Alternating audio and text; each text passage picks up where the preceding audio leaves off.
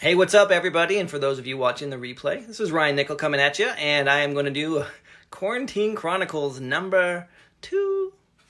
So, all right, got several questions that came in, and several that came in right before the deadline. So, if you did not get your question answered, or I shouldn't say, obviously it wasn't answered, but if I didn't get to your question today, that means that you submitted it after the fact, which is no problem. I'll be back here this coming Friday at 10 a.m. Pacific Standard Time, and I'll just go ahead and jump in and answer your question. So what I'm going to do is I'm going to go ahead and answer all of the questions that came in that came in prior to the Facebook Live here, and then what I'll do is I'll answer any questions that happen to be in the Facebook chat. So, all right, first question. This is from Steve here. He says, are you a fan of the typical 70% off ARV, or is that totally out the window with the state of the market? So for those of you that are not familiar with what he is talking about, I'm going to go ahead and show you here. I'm going to attempt to do my best at drawing on my iPad here and showing you also what we're looking at. And then I'll also share these notes that I take here. I'll share them with you as well. So let's go ahead and see how I do this here. What's the best way? Let's see if I can put you on my Mac right here. Bam! Okay, so for those of you that don't know, there is, let me see here, a little bit. So he's talking about 70% ARV. So I think my pen is dead. What's that noise? That's the kid's shower. It does that every now and then. Oh, wow. I guess the water in the pipes. It does it every now and then. Yeah, air, the pressure, it's a pressure thing. Huh. Awesome. So, yeah, the question is the 70% still work in this market? Let me go ahead and talk to you about that. So, the idea is that after repair value, ARV, the way you want to make your offer is you want to multiply that by 70%. So you're taking immediately 30% off of that after repair value. And that 30% is 15% profit for you. That's the way it works out. It's 15% profit for you, and then 15% is going to be your soft cost, your holding cost, maybe your cost of funds, your realtor commissions, anything that's going to cost you in order to do the transaction. And then, so you're then going to minus your repairs. So whatever those repairs end up being, that's going to be your offer price, unless you're wholesaling the property. If you're wholesaling it, then also you got to back out your wholesale fee as well. And so the question is does this model work in this market here? Let me go ahead and show you this.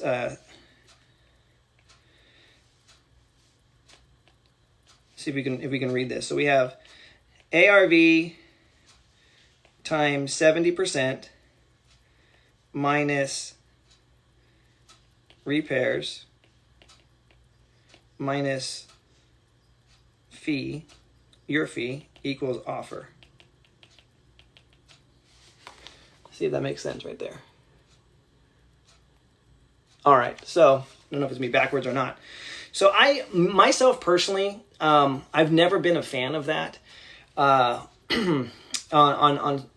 deals under $100,000, good luck trying to get a seller to agree to something like that. It eats up all of the profit. I mean, on a $60,000 deal here, or even on a $50,000 deal, right from the get-go, you're saying, hey, I want to take off, X amount of dollars from your purchase price here. You're like, I want $15,000 gone, and $15,000 on $50,000, man, that's then you got to minus your repairs. I mean, you're looking at a zero.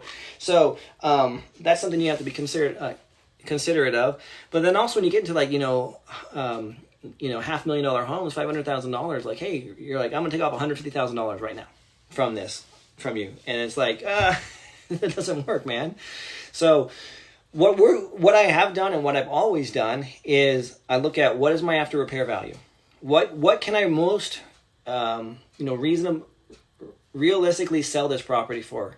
Let me give you a classic real world example. I went and looked at a property on Monday. We went and we looked at it. It's a 3-bedroom, 1-bath home, and we recently rehabbed one within like the last 8 months in that same area there, and we sold it. Our listing price was $199.9, and we went over asking, and I think we sold it for $210, if I'm not mistaken. And that was just because the person that bought it from us was fed up. She got outbid by other people, so she wanted to do the same thing and outbid everybody else, and she got the property. Maybe it was 220. I can't remember. And it was 1,000 square foot home, just like this one is too. So you're looking at, for us, that was let's just say it was 220. Hey Kelly. And so let's just say that it was 220, and it was, so that's $220 price per square foot. Now I'm going to give you a long example here because you have to understand the fundamentals of how to give this offer to somebody. So anyway, we went and we looked at this house, and the house that they had was, we looked at it, and there are homes in the neighborhood, literally comparables, that have sold within the last 2 weeks at between $145,000 and $150,000. Same square footage, so they're selling at about $145 to $150 a square foot. Again, my market, we think conservatively about $200 a square foot. We think that there's been some pullback from the peak of the market when our peak probably was in February, was our buying peak. Now we've come down since those prices, and so we offered him. It needs some work. It needs a lot of work, actually. It's not too bad. It's livable. Obviously he lives in it, but it needs a new roof, needs AC, needs several things looked at, a lot of dry rot, things like that. And he wants to stay there until June. So by the time we get it, do our work, put it back on the market, I mean, we're almost at the tail end of the peak buying season. So there's a lot of disadvantages to this particular situation with this guy. So anyway, my offer was 105. He's like, 105, man, I can't believe that things are selling here. They can't be selling, you're going to make a killing off of us. And so I'm a very analytical guy. I'm also, I appeal to people's emotions as well in sales, but this guy, he's very analytical. He's like, my analytical brain can't get around why you're asking such a discount. And so I basically said, well, we have to start from the same number here, and the same number is 200,000 is what we feel this property could sell for. And immediately, as soon as I said 200,000, he goes, the market's taking a 35% hit? And I was like, 35% hit? Where are you getting that from? And, or no, he didn't say 35%. He said a $35 per square foot hit. I said, you think this house is worth all fixed up $235 per square foot? I mean, this is a $235,000 house. If that's the case, in this neighborhood definitely does not support that and or do the comparable sales. So, but in his mind, he was looking at Zillow and things like that. And again, I can tell you guys, Zillow sometimes works to our advantage and it sometimes works against us.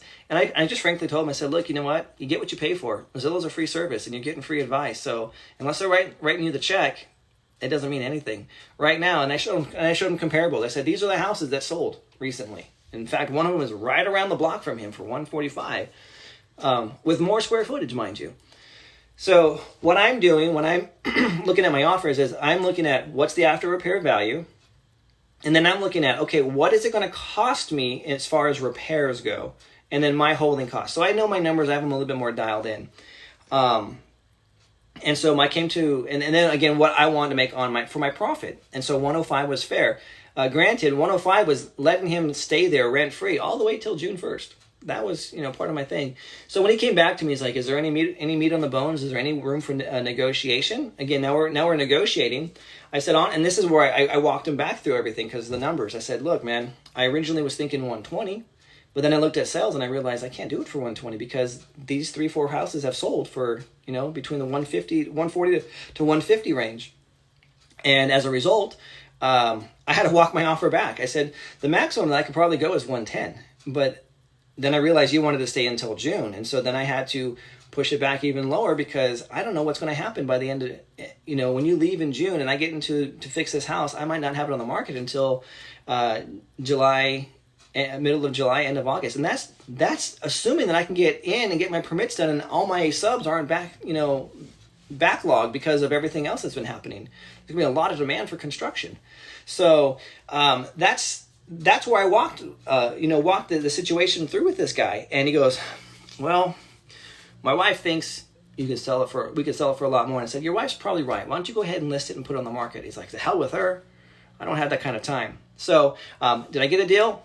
Not yet, but at least I'm very firm and very confident on the numbers that I have with the gentleman. Whether he comes back to me or not is it doesn't matter to me.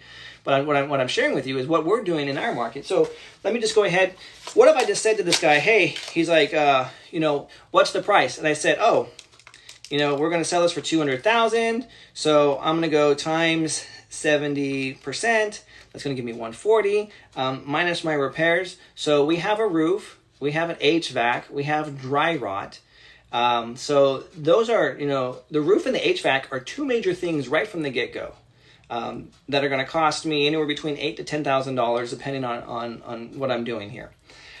These are Title 24 homes in California. They have to be energy efficient, and whether or not we decide to put gutters on it. So there's a deck. So the sliding glass door walks out to nothing. There's like this huge 3-foot gap there. He took the deck out. Fences on both sides of the property are gone.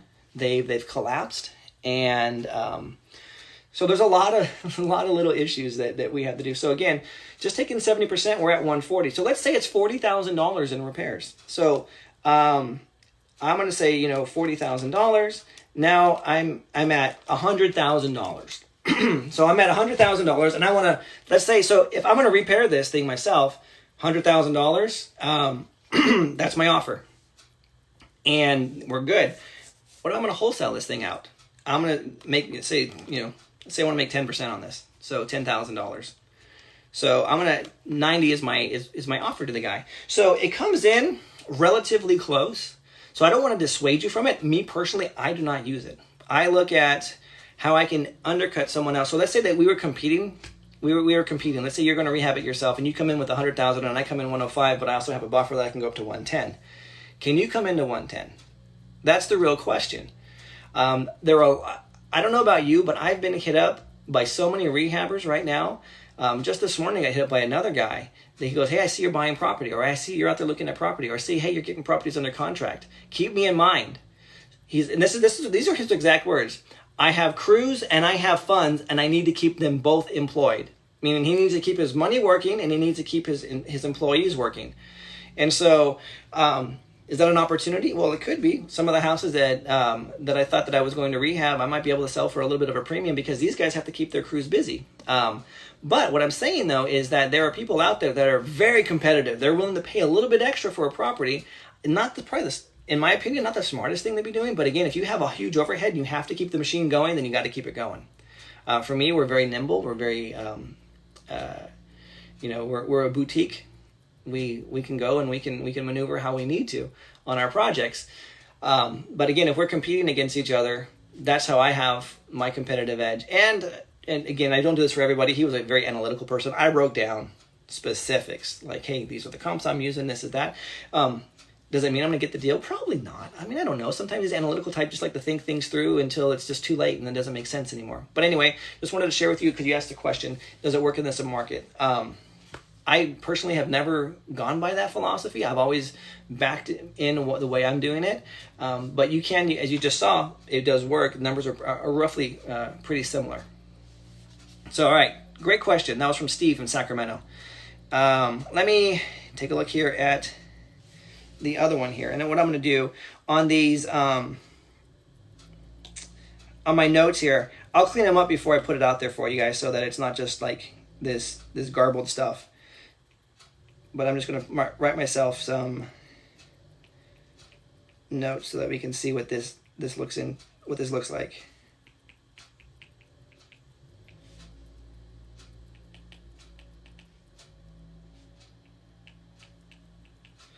All right, so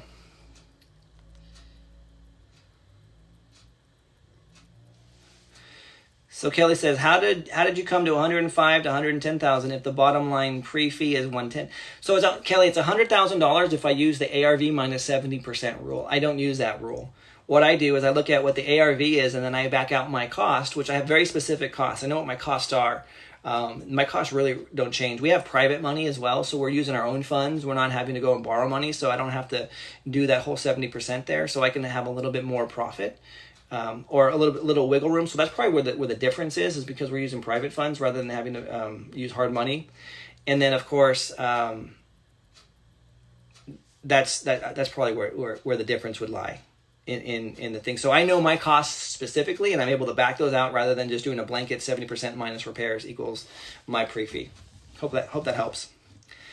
All right. So question from Georgia. So this is about seller financing. What happens after there's a balloon payment and it's due? Well, you pay it. And if you're seller financing the property and you have an obligation to the seller that you're going to pay that balloon, then you need to make sure the person you put into that property has the ability to pay that balloon when the time comes, that they can pay the piper. So right now, for example, I have an individual that is they are doing a 2-year lease option with us. And in order to make sure that they can do the 2-year lease option, we have to review their credit. We have to see exactly where they stand credit-wise, because if 2 years comes and they're not able to get a loan, well, then guess what? The obligation I have to the person who owns the property, who is selling it to us, and then we're turning around lease option into somebody else, that becomes the difficulty and the challenge, because now I'm breaking my word because someone else has broken their word. Now, does stuff happen? Of course it does. But definitely, we don't want to set anyone up for failure. We want to make sure that when they're put into our properties, that they definitely have what it takes to get a loan in 2 years. And they know this up front, that they're not just going to be doing a rent to own forever for, until it's paid off. And so that's part of the education process, and then 2, the advertising process. And of course, this person knows that. She has no problem with it. She's already met with a loan officer. They have a plan in place. She has strong income. Her credit isn't where it needs to be to get a traditional loan right now because of some pre-existing medical bills from 4 or 5 years ago that'll be paid off here in the next 6 to 8 months as it is. So anyway, that's what we're doing. So the question is though, what happens after the balloon payment is due? Well, if you don't pay it, then you're in breach of contract and they could foreclose on you. And that's a reality as well. However, all my properties, I have, all my contracts that I use, if I have a balloon, I always have an extension. I have an extension clause that allows me to extend it, usually for a fee or usually for some kind of bump in purchase price of the property. And it's just because something happens. God forbid, for example, let's say that I had a balloon that was due April 2020. Look at what's happening right now in April 2020. If I didn't have that clause, because the likelihood of someone being able to go and get a loan they may be able to, I don't know, but everything is shut down. Let's say that they had perfect work, and then all of a sudden, they were laid off, or they've been put on hold because their current employer is considered non-essential and they're not working. So now I got a balloon that's due, and God forbid, look what's happened here. So I have those clauses in my contract. So you want to make sure that you have some kind of protection that way. But if you wrote it in, it's due, and you need to be making sure. One of the things that I do as far as rule of thumb, if I know I have someone that's coming due on a balloon payment or a lease option the option is about to expire, I reach out to them 6 months in advance.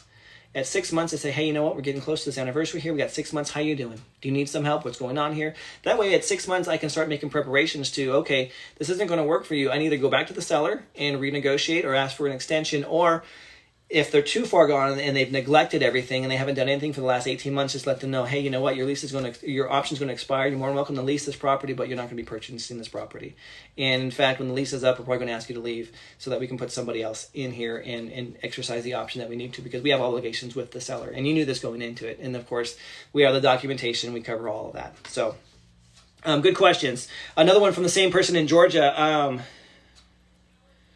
Where those the money to pay where does the money come to pay that? Well, it comes from your buyer.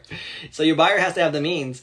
Either they're going to get some kind of settlement. I've put people in properties that have insurance settlements.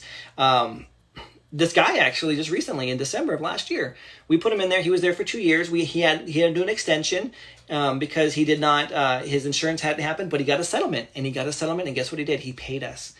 He paid us to convert it to seller financing. So he went from a lease option, huge down payment, in-house financing with us, and we're doing a contract for deed or an agreement for deed. We put people in there. So the money comes from your buyers. You need to qualify your buyers and figure out where money is going to come from. It could come from them getting a loan.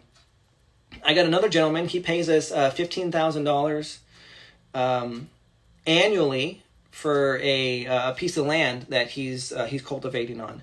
He has some crops that he's cultivating on, and his crop comes in, and he pays us on that. So for him, his crop is where his money's coming from. So again, you got to just qualify your buyers. You got to figure out where the money's going to come from, and do they have realistically the ability to pay that. So good questions, very good questions. All right, here's a question from South Carolina. All right, this person gives me an address, and they say it's listed for $175,000. Fantastic. Hang on, before I go on, let me just see. Questions here. Okay, makes sense. You have a more specific idea. Yeah, I definitely have a more specific idea. We know our costs. All right, cool. So this person from South Carolina, they have a property. It's listed. It's listed at $175,000, and he mentioned that he wants $75,000 down. I'm guessing that's what is needed to relieve the current mortgage. So he's assuming that this is what the current mortgage is at. I'm just wondering what your thoughts about these numbers. Well, me personally, those numbers don't work. A huge old gap. There we go. I wonder if they can work better.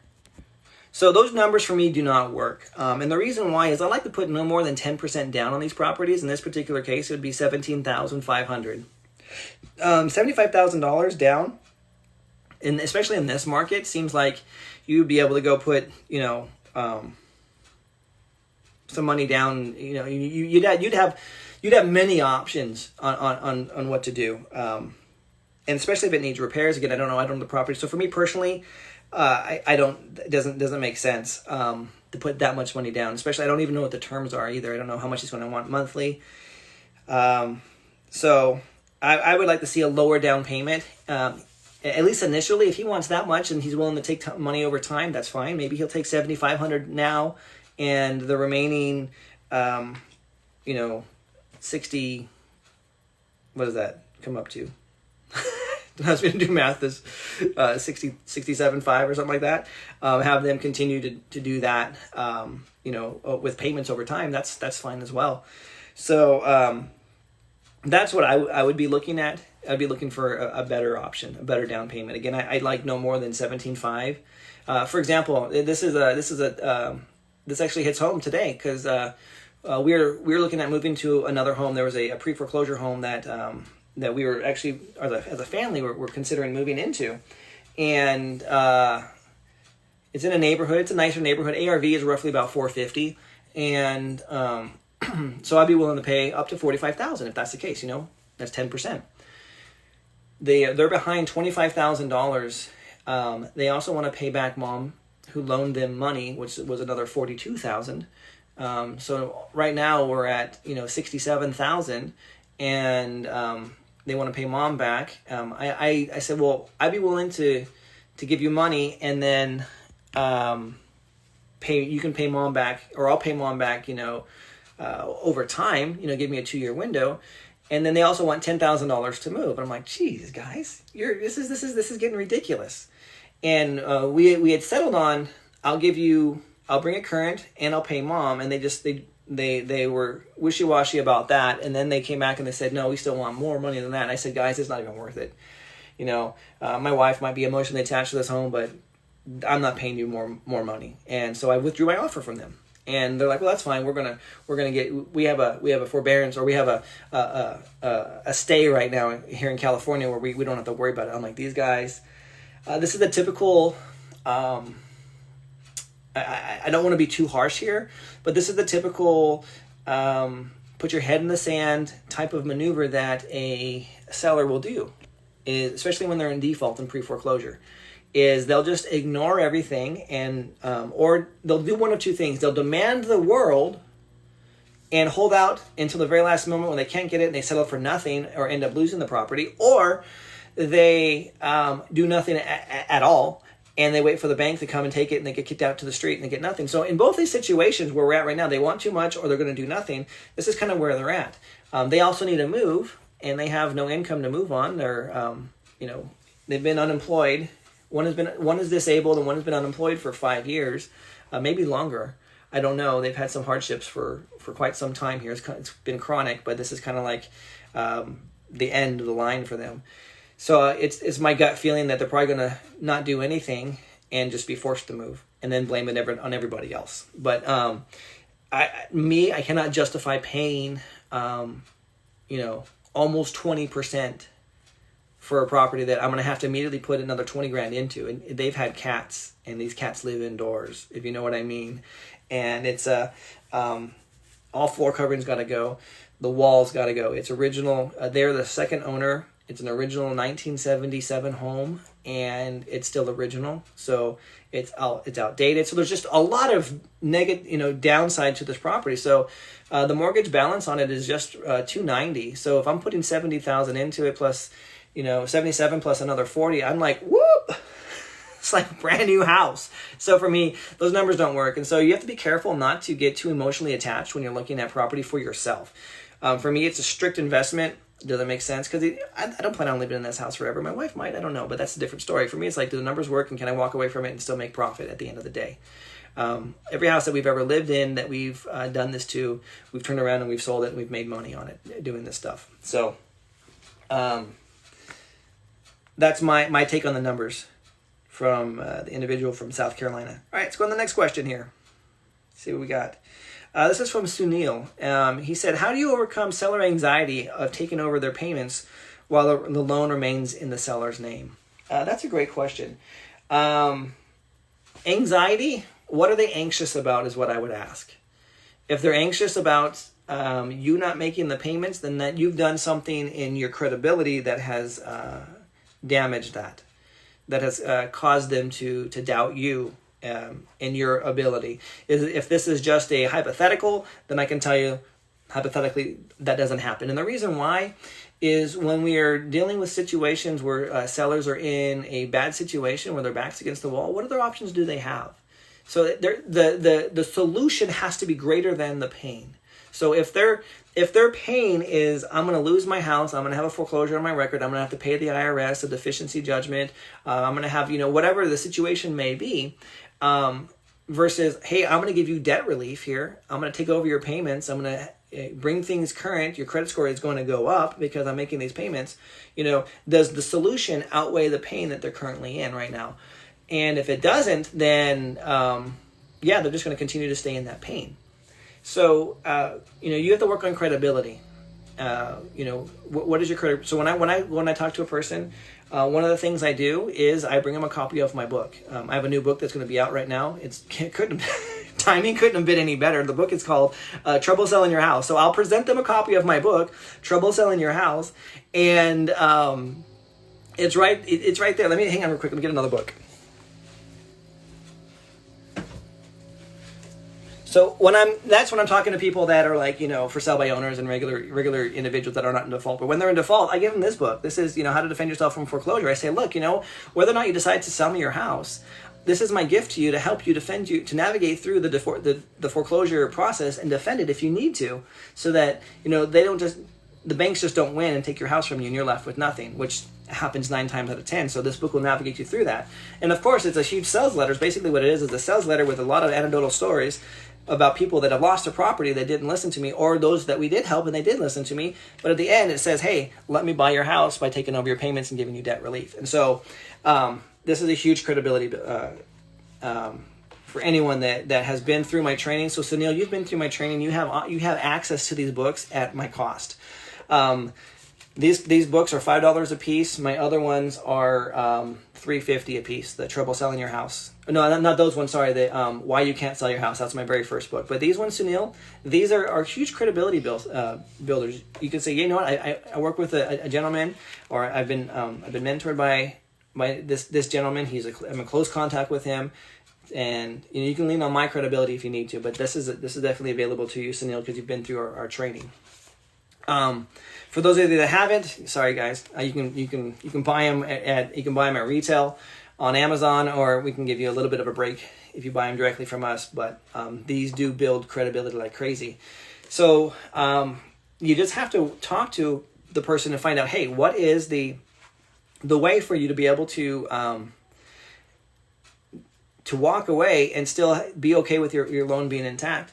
And a lot of times what we do is we do a cost breakdown with them. We do a cost to sell worksheet.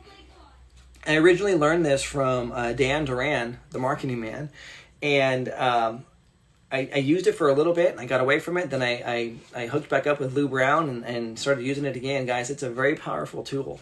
It's a very, very powerful tool, coupled with this, that helps with the seller realize that, shoot, my best bet is having you take over my monthly payments, because at that point, I'm then able to, shoot.